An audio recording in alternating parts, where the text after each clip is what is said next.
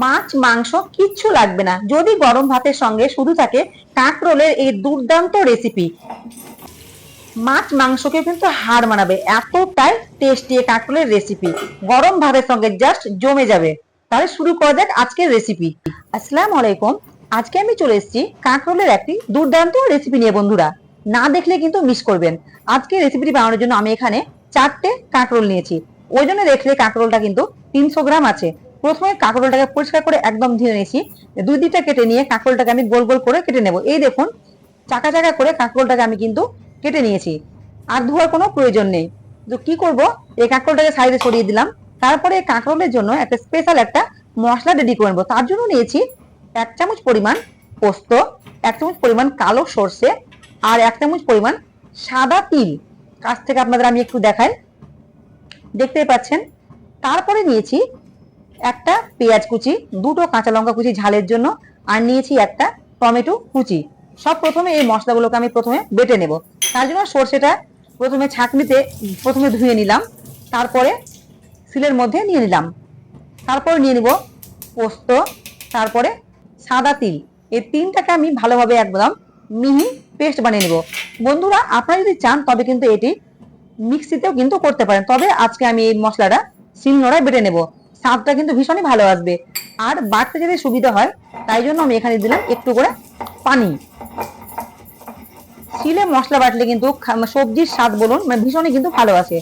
তো বন্ধুরা, এখানে আমি দেখতে পাচ্ছেন একদম মিহি করে আমি কিন্তু বেটে নিচ্ছি। পোস্তটা বাটা আমার হয়ে গেছে, পোস্ত সরষে আর তিলটা।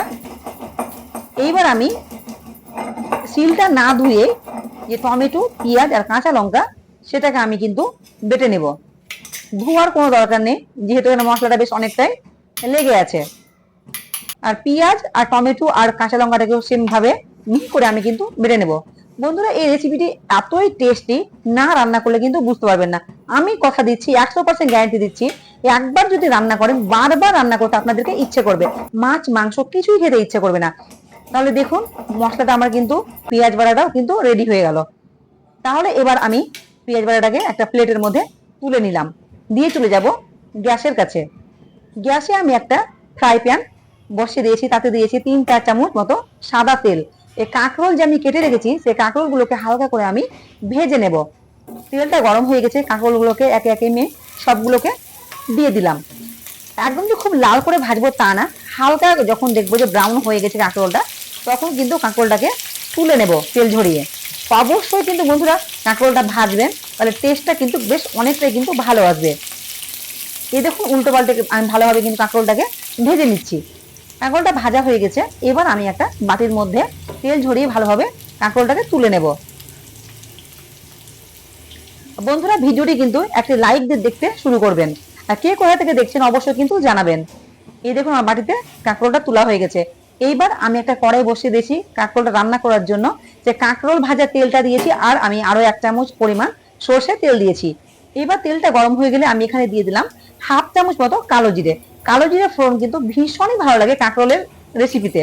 তারপরে যে পেঁয়াজ বেটে রেখেছিলাম টমেটোর সঙ্গে কাঁচা লঙ্কার সঙ্গে, সেই পেস্টটা আমি এর মধ্যে দিয়ে দিলাম। দেখুন কতটা ছেটকাচ্ছে। তো ফ্লেমটা লো করে আমি এই মশলাটাকে একটু ভেজে নেব।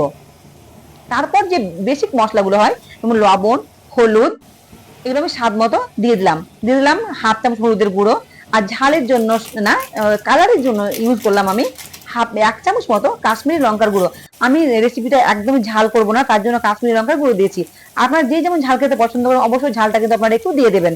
তারপর সে পোস্ত বাটা দিয়ে দিলাম, পোস্ত সর্ষে আর তিল বাটাটা ভালোভাবে সে একটু নাড়বো যতক্ষণ না পর্যন্ত মশলা থেকে তেল ছাড়তে লাগে। 3-4 মিনিট কষালে কিন্তু হয়ে যাবে। দেখুন মশলাটা তলায় লেগে যাচ্ছে, তার জন্য অনবরত কিন্তু নাড়তে হবে।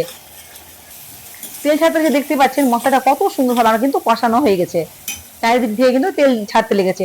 এইবার যে ভেজে রাখা কাঁকরোলগুলো মশলার মধ্যে আমি দিয়ে দিলাম। ভালোভাবে 1 মিনিট মতো মশলার সঙ্গে কাঁকরোলটাকে মেশাবো। তারপরে এখানে আমি 1 গ্লাস মতো পানি অ্যাড করে দিব। এই তরকারিটা আপনারা যে যেমন ঝোল খেতে পছন্দ করবেন সেই হিসেবে অবশ্যই কিন্তু পানিটা অ্যাড করবেন। তবে এটা খুব একদম বেশি ঝোল ঝোল খেতে ভালো লাগে না, একটু লাগা লাগা বেশি ভালো লাগে খেতে। তার জন্য আমি এখানে 1 গ্লাসের কম এখানে পানি দিয়ে দিলাম। কিন্তু ভালোভাবে নাড়াচাড়া করে নেব যতক্ষণ পর্যন্ত না সেই ঝোলটা একটু ফুটে আসে। যখন দেখবো যে ঝোলটা ফুটে এসছে, তখন আমি ফ্লেমটাকে লো টু মিডিয়ামে করে দেবো।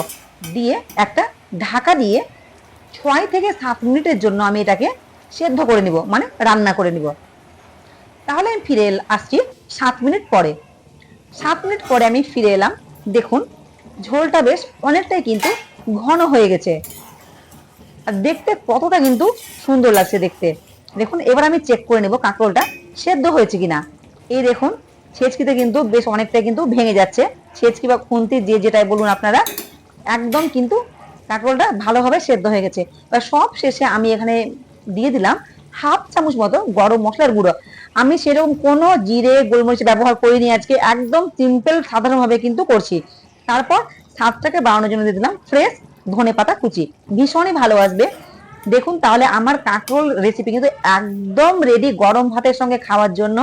বিশ্বাস করুন এতটাই টেস্টি হয়, একবার হলেও কিন্তু রান্না করে অবশ্যই কিন্তু আপনারা দেখবেন, গরম ভাতের সঙ্গে একবার খেয়ে দেখবেন, দুর্দান্ত লাগে। তাহলে গ্যাসটা অফ করে আমি গরম ভাতের সঙ্গে সার্ভ করে নিয়েছি কাঁকরোল, একটা বাটিতে নিয়ে নিয়েছি, আর নিয়েছি শশা। তাহলে দেখুন বন্ধুরা কতটা সুন্দর লাগছে, মাছ মাংস কিচ্ছু লাগবে না। আজকের ভিডিও যদি আপনাদের ভালো লাগে অবশ্যই লাইক কমেন্ট শেয়ার করবেন এবং আমার চ্যানেলটিকে কিন্তু সাবস্ক্রাইব করে নিচের বেল আইকনটি কিন্তু প্রেস করে দেবেন। আবার দেখা হবে, কথা হবে পরের ভিডিওতে। ভালো থাকবেন।